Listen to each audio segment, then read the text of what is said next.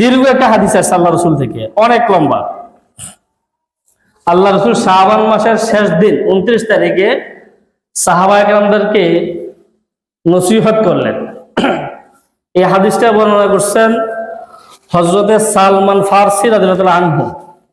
তিনি বলেন, খতবানা রাসূলুল্লাহ সাল্লাল্লাহু আলাইহি ওয়াসাল্লাম ফি আখিরি ইয়াউমিন মিন শাবান ক্বালা ইয়া আইয়ুহান নাস ক্বাদ আযাল্লাকুম শাহরুন আযীমুন শাহরুন মুবারাকুন শাহরুন ফীহি লাইলাতুন খায়রুম মিন আলফি শাহরিন জাআলাল্লাহু সিয়ামাহু ফারিদাহ ওয়া কিয়ামা লাইলিহি তাতাওওয়ান মান তাকাররাবা ফীহি বিখসলাতিন মিনাল খায়রি কানা কামান আদ্দা ফারিদা ওমান আদ্দা ফারিদাতান ফীহি কানা কামান আদ্দা 70 ফারিদাতান ফীমা সিওয়াহু ওয়া শাহরুন সবরু আস-সাবরু সাওয়াবুল জান্নাহ ওয়া শাহরুল মাওয়াসাত ওয়া শাহরুন ইউজাদু ফীহি রিজকুল মুমিন মান ফাত্তারা ফীহি সাইমান কানা লাহু মাগফিরাতান লিযুনুবিহি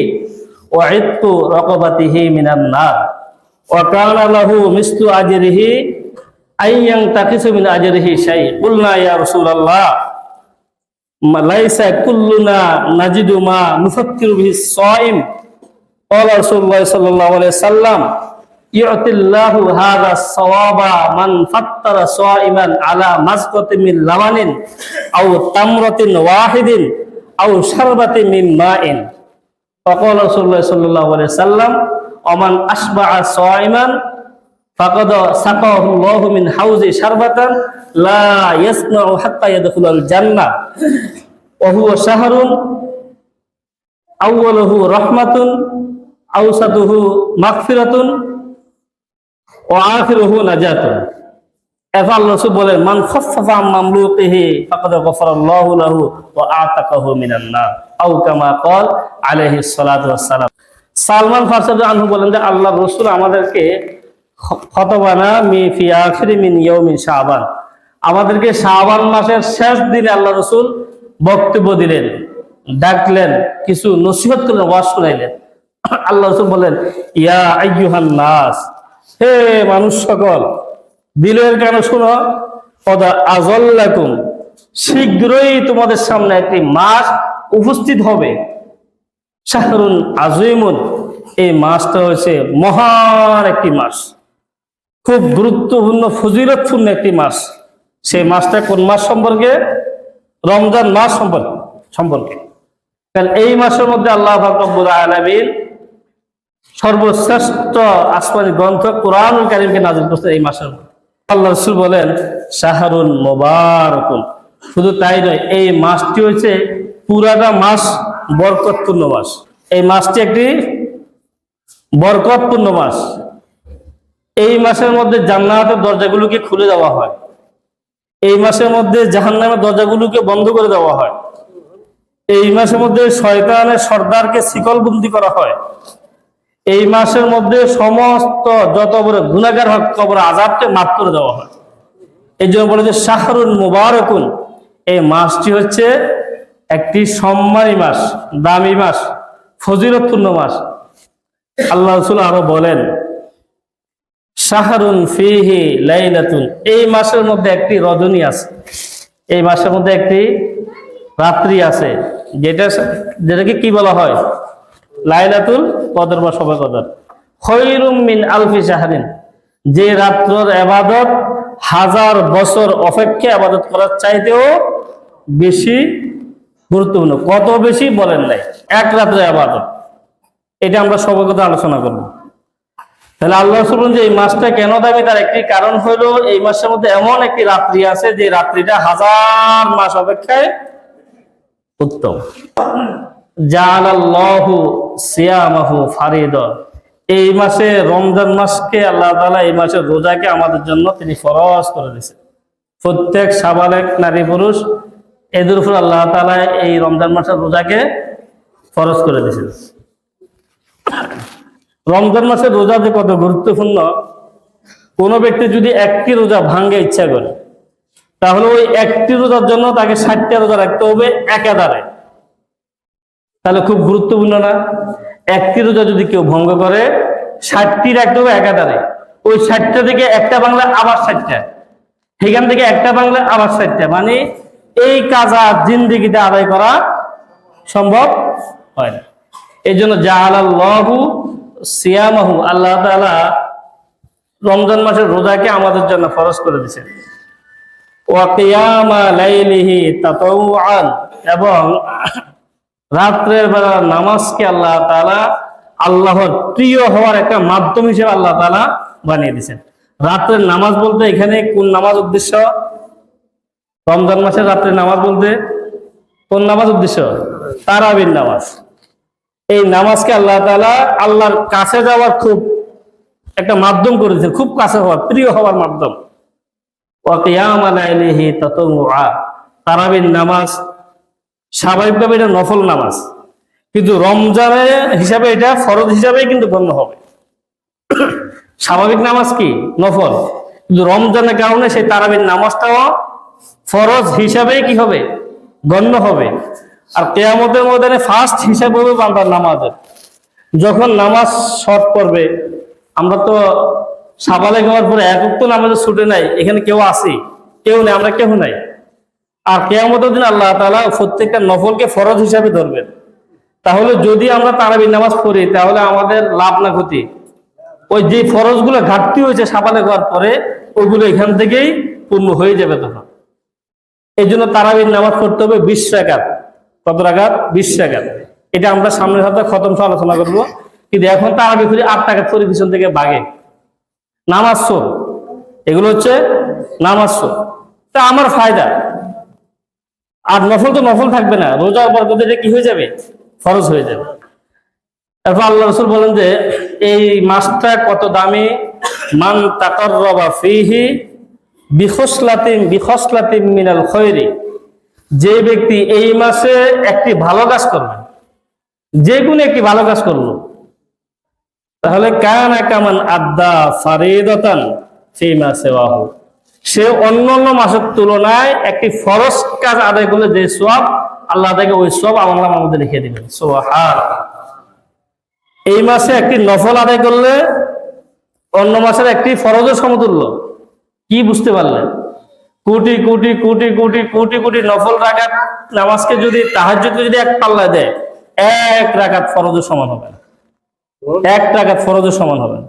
জিন্দেগিতে যদি কেউ নফল নামাজ না ছাড়ে, 50-60 একটা না পড়ে, তারপরেও 1 রাকাত ফরজের সমান হবে না। আর রমজান মাসের কারণে আল্লাহ বলতেছে একটা নফল করলে আমি এটাকে ফরজ বানিয়ে দিলাম। এত দামি রমজান মাস। এই জন্য রমজান মাসে বেশি বেশি নামাজ আদায় করবেন।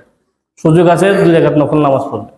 তাহাজ্জুদ যেহেতু আমরা সেহরি খাওয়ার জন্য উঠি, অটোমেটিক উঠি, আর 10টা মিনিট আগে উঠেন, ওদের 4 রাকাত তাহাজ্জুদ পড়েন, তারপর সেহরি খাওয়ার অসুবিধা কি?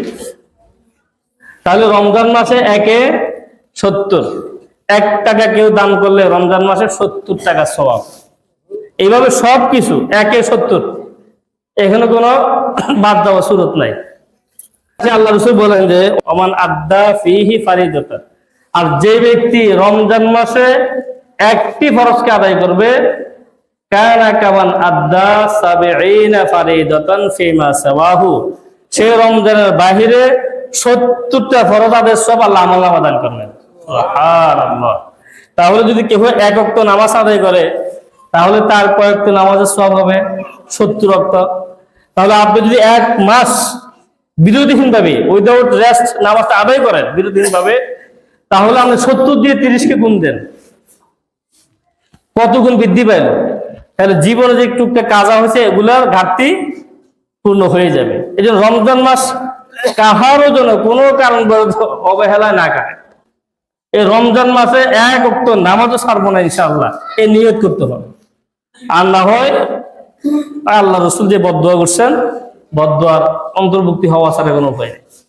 তাহলে এই মাসে একটি ফরজ আদায় করলে অন্য মাসে 70টি সওয়াব, একটি নফল আদায় করলে অন্য মাসের একটি ফরজ আদায় করার সওয়াব পাওয়া যায়। আল্লাহ রাসূল আরো বলেন যে এই মাসটা কেন জানি, ওহুয়া শাহরুস সবরে, রমজান মাস এটা হচ্ছে ধৈর্যের মাস। কিসের মাস? ধৈর্যের মাস। সকাল থেকে বিকেল পর্যন্ত উপবাস থাকা খুব কষ্ট না? সব কিছু ঘরে আছে, দরজা বন্ধ করে ইচ্ছা মতো খাইয়ে দাইয়া মুখ মুচ্ছা বার হলে কেউ বলতে পারতো না। তারপরে বান্দা খায় না, এটার নাম কি? ধৈর্য। রমজান মাসে খুব সুন্দর একটা নাটক চলতেছে টিভিতে, খুব সুন্দর। কারণ আমি রোজা রাখছি, আমি এটা দেখবো না। এখানে নফসের সাথে জিহাদ করলাম, ধৈর্য ধরলাম নফসকে, এর নাম কি? ধৈর্য। রমজান মাসে কাহার সাথে ঝগড়া করবো না, এটা হাদিসে আসছে, আগামী বয়ানে চলে আসবে যে রমজান মাসে রোজাদার ব্যক্তি কারোর সাথে ঝগড়া করতে পারে না। যতই আপনার সাথে ঝগড়া করুক, রোজাদার শুধু বলবে আনা সাইমুন, আমি একজন রোজাদার, এটাই তার জব হবে। তাহলে এখানে একজন আপনাকে আক্রমণ করতেছে, কটুবাক্য করতেছে, আপনি তার জব দিলেন না, এটা একজন রোজাদারের ধৈর্য।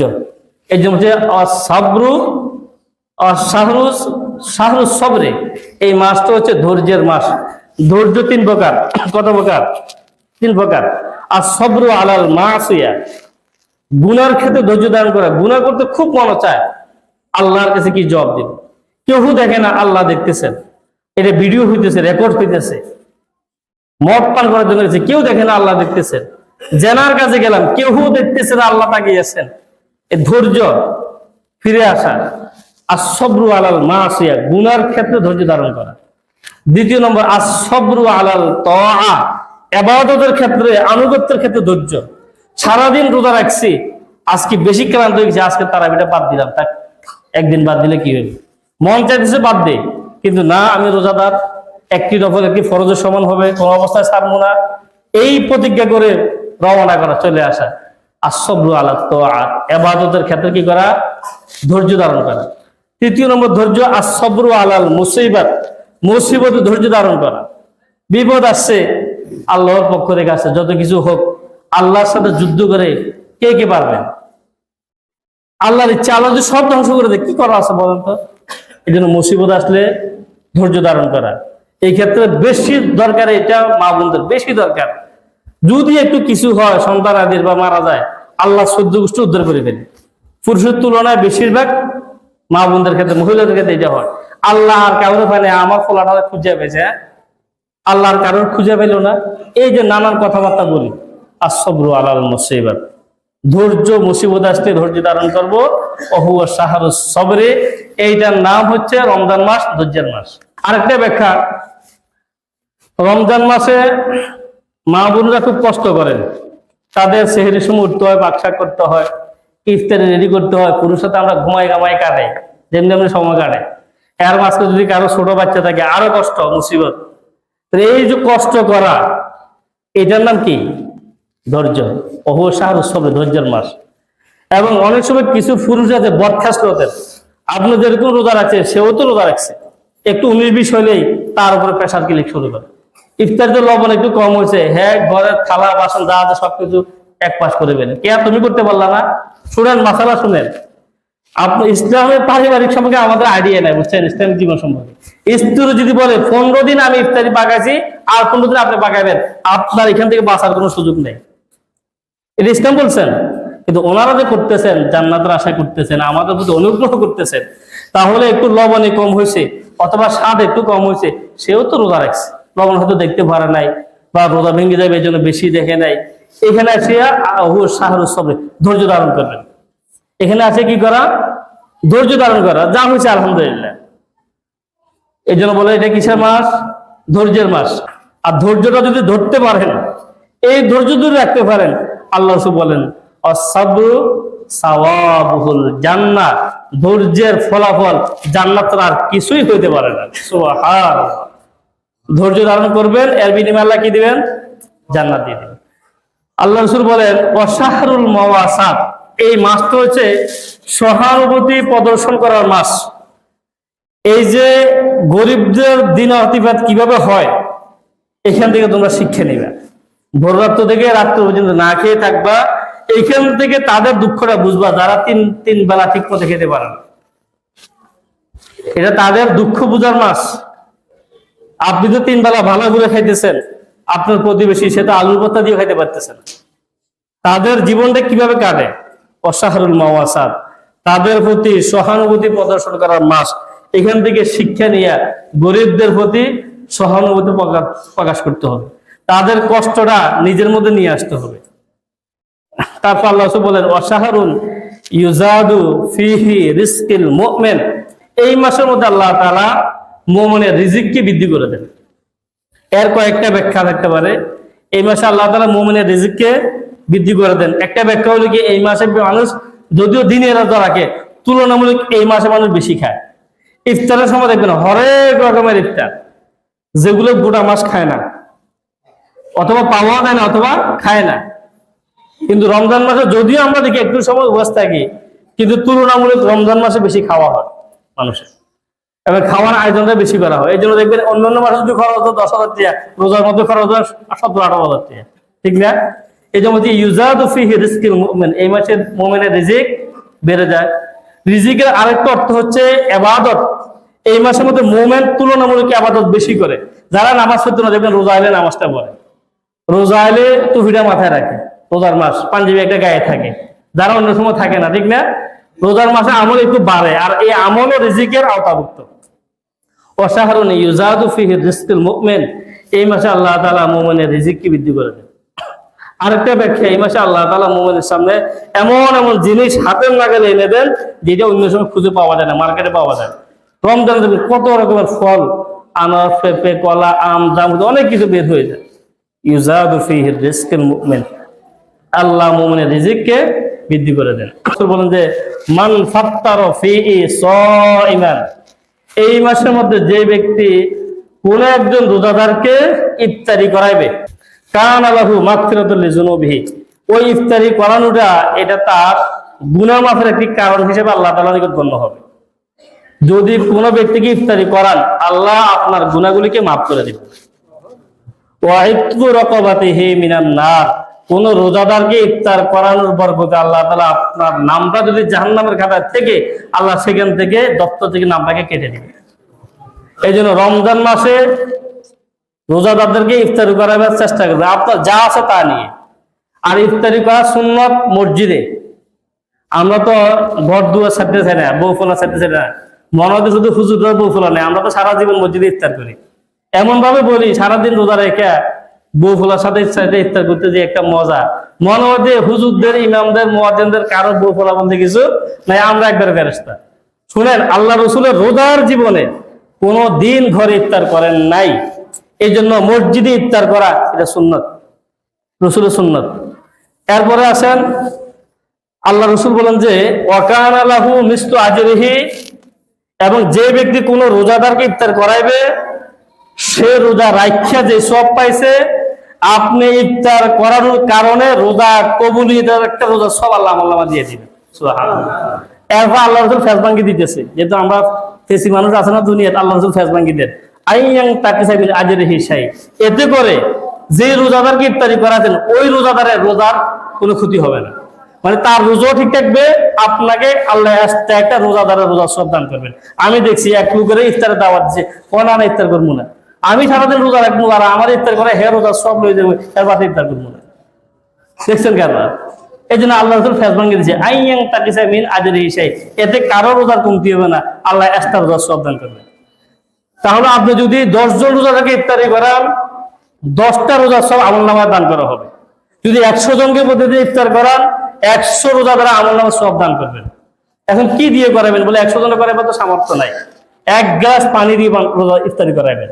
মনে করেন মসজিদে 100 জন মানুষ ইফতার করতেছে, আপনি বাসার থেকে মগে করে 1 মগ পানি নিয়ে আসবেন, আইনে এটা সবগুলো জগে একটু একটু করে ঢেলে দিবেন, আপনি 100 জন রোজাদারকে ইফতার করাবেন, সব পেয়ে গেলেন। এইটাও ভাঙ্গে দিচ্ছেন। যখন এই কথা বললেন, আল্লাহ সাহাবা কেরাম কয় কুলনা ইয়া রাসূলুল্লাহ, হে আল্লাহ রাসূল, লাইসা কুল্লানা নাজিদু মা নুফাত্তিরু বি সায়েম, ইয়া রাসূলুল্লাহ, রোজাদার ইফতারি করামু, সবাই তো আমরা সচ্ছল না, এমনও আছে যে পানি দ্বারা ইফতার করে। লাইসা কুল্লুনা নাজিদু, আমাদের কাছে তো সম্বল নাই, মা নুফাত্তিরু বিহি সায়েম, যার দ্বারা একজন রোজাদারকে ইফতারি করাবো, কিসের দ্বারা করাবো? আল্লাহ রাসূল বললেন ইয়াতিল্লাহ হাযা সওয়াব, আল্লাহ তাআলা আপনাকে একটা রোজার সওয়াব দান করবেন। মান ফাত্তারা সাইমান মিন মাজগাতিল লাবানিন, যদি 1 ঢোক দুধের দ্বারা কাউকে ইফতারি করাছেন, 1 ঢোক দুধ পান করাছেন, তাও একটা রোজার সওয়াব আমলনামা দান করা হবে। আউ তামরাতিন, কিচ্ছু করেন নাই, একটা খেজুর দ্বারা ইফতারি করাইছেন, তাও আল্লাহ আপনাকে পরিপূর্ণ রোজার সওয়াব দান করবে। এটাও করেন নাই, দুধও নাই, খেজুরও নাই, আউ শারবাতে মিন মাইন, গ্লাস থেকে একটু রোজাদারকে একটু পানি পান করেছেন ইফতারের সময়, আল্লাহ আপনাকে একটা রোজার সওয়াব দান করে দিবেন। তাহলে এটাও কি করতে পারবে না এক গ্লাস পানি? এই জন্য ইফতারে একটা ফান্ড করবেন, এটা উচিত ইফতার ফান্ড করা, এবং সবাই চেষ্টা করবেন মসজিদে ইফতার করার জন্য। বলে আমার সামর্থ্য নাই, আপনি বাসায় যা দিয়ে করতেন তা নিয়ে এখানে হাজির হয়ে যান, 20 টাকা বোটাই না, সবগুলোর সাথে মিস করে দেন। 100 জন যদি ইফতার করে, আপনার আমল নামে 100 জন ইফতার রোজাদারের সব লেখা হয়। 500 জন করবো, আপনি 5 টাকার মুড়ি আইনে ওগুলোর সাথে মিস করে দেন, আপনিও 500 জন রোজাদার সব পাই গেলেন। ইসলাম তো সোজা, আমরা কঠিন করি কেন? এরপর আল্লাহ রাসূল বলেন যে হ্যাঁ, তবে অমান আসবা সাইমান, আর যদি কেউ ভালো করে ইফতারি করাইতে পারে, একবার পেট ভরি তোমার রোজাদারকে ইফতারি করাইছে, তাহলে ফাকাদ সাকাহুল্লাহু তাআলা মিন হাউজি শারবাতান, আল্লাহ কিয়ামত দিন তাকে আমার হাউজে কাউসার থেকে পানি পান করাই দিবেন। এমন পানি পান করা দিব, লা ইয়াজমু হাত্তা ইয়াদখুলুল জান্নাহ, জান্নাতে যাওয়ার আগ পর্যন্ত 50,000 বছর আর তার পিপাসা কথা মনে উঠবে না কখনো। যদি একজন রোজাদারকে তৃপ্তি সহকারে ইফতারি করান, আর যদি একটু ফানি দিয়ে হলে করান, তাহলে একটা রোজার সওয়াব দান করবেন। কারো যদি না পান, পানি 1 বোতল আমার বাড়িতে ভাড়া দিয়ে, আমি আপনার বাড়িতে 1 বোতল ভাড়া দিলাম, রোজার সওয়াব কামাই করে নিন, এই সুযোগ আর পাবেন না মাস গেলে। এবার আল্লাহ রাসূল বলেন যে এই মাসের প্রথম 10 দিন হচ্ছে রহমতের দিন, আউয়ালুহু রহমাতুন আওসাতুহু মাগফিরাতুন, প্রথম 10 দিন রহমত, মাঝখানে 10 দিন মাগফিরাত, লাস্টে 10 দিন নাজাতের 10 দিন। যেহেতু সময় শেষ, আমরা শেষ পর্যায়ে চলে যাচ্ছি। এবার আল্লাহ রাসূল বলেন যে আরেকটা আমল করবা তোমরা এই মাসে, ওমান খাফফাফা আম মামলুকিহি, যাদের আন্ডারে বদলা আছে, শ্রমিক আছে, রমজান মাসে যারা আমরা কাজ করাবো, তারা আমরা বদলার কাজকে হালকা করে দেব। আগে কাজ করতো 8 ঘন্টা, রমজান মাসে তাকে কাজ করাবো আমরা 6 ঘন্টা। আগে কাজ করতো 4 ঘন্টা, রমজান মাসে ছুটি দিয়ে দিবেন তাকে 2 ঘন্টা পরে। তাহলে ফায়দা কি? আল্লাহ নবী বলেন মান খাফফাফা আম মামলুকিহি। আবার এটা করি না 4 ঘন্টা ছাড়িয়ে দিয়ে 2 ঘন্টা বেতন কাটে দেখা যাবে না, বেতন দিবেন সারা দিনের, 8 ঘন্টা জায়গায় 6 ঘন্টা কাজ করাবেন, 4 ঘন্টা জায়গায় 2 ঘন্টা করাবেন, তাহলে গফরাল্লাহু লাহু, আল্লাহ আপনার গুনাহগুলিকে হালকা করে দিবেন। আপনি যদি রমজান মাসে একজন কর্মচারীর কাজকে হালকা করে দেন, আল্লাহ আপনার গুনাহগুলিকে কি করবেন? হালকা করে দিবেন, গুনাহগুলিকে মাফ করে দিবেন। ওয়া আতাকাহু মিনান নার, এবং আল্লাহ তাআলা আপনাকে জাহান্নাম থেকে শেষ করবেন, জাহান্নাম থেকে আল্লাহ তাআলা মুক্তি দান করবেন। তাহলে আমরা কি বুঝলাম? রমজান মাসে যে আন্ডারে কেউ কাজ করবে তার কাজকে তুলনামূলক হালকা করে দিব আমরা, তাহলে আল্লাহ আমাদের গুনাহকে হালকা করে দিবেন। একটা মাসালা বলি শেষ। এখন একটা প্রশ্ন থাকে এখানে, যেখানে রমজান মাসে বলছেন যে শ্রমিকের কাজকে হালকা করে দেবো, এই মাসে তো আমাদের ওয়াইফের কাজ একটু বেশি করতে হয়, এখানে মাসা লাগে। এখন যদি এদের কাজ হালকা করে দিতে হতো, বেকুন না খাই রোজা রাখুন লাগে, ঝামেলা না আরেক। আল্লাহ রসুল তো বলছে হালকা করার জন্য, কিন্তু মা বোনদের কাজটা আরো 12 রোজা আসলে ইফতারিতে বাড়তি কাজ, সেহরিতে বাড়তি কাজ, কয়েক প্রকার তরকারি রান্না করতে হয়, 1 প্রকার দিতে হয় না। তাহলে এখানে মাসালা হচ্ছে স্ত্রীদেরকে রমজান মাসে অতিরিক্ত কিছু কিনে দিবেন, এটা রোজার মাসের সুন্নত। সে যে রমজান মাসে অতিরিক্ত কাজ করলো, ঈদ উপলক্ষে কাপড় দেন না বাসায় ছেলে মেয়েকে স্ত্রীকে কাপড় কিনে দিয়েছো আমরা, রমজান মাসে বাড়তি কাজ করছে, সে অতিরিক্ত কাজ করছে, এই জন্য বাড়তি আরেকটা জিনিস হাতিয়ে দিবেন, এটা আপনার সুন্নত। আগে গত ঈদে দিচ্ছেন 700 টাকা কাপড়, এই ঈদে কাপড় কিনে দিবেন 900 টাকা, আর না হয় একটা সুন্নত থেকে বাদ দেবেন। গত বছর কিনে দিচ্ছেন 300 টাকা, এই বছর কিনবেন 350 টাকা। মাসালাটা বুঝতে পারছি আমরা, না হয় তার প্রতি জুলুম করা হবে। কিছু করতে পারেন না, ওই যে সিটিগুলার 30 টাকা কান্না জিনিস আনি দিয়ে, তাও সুন্নতটা আদায় হবে রমজান মাসে।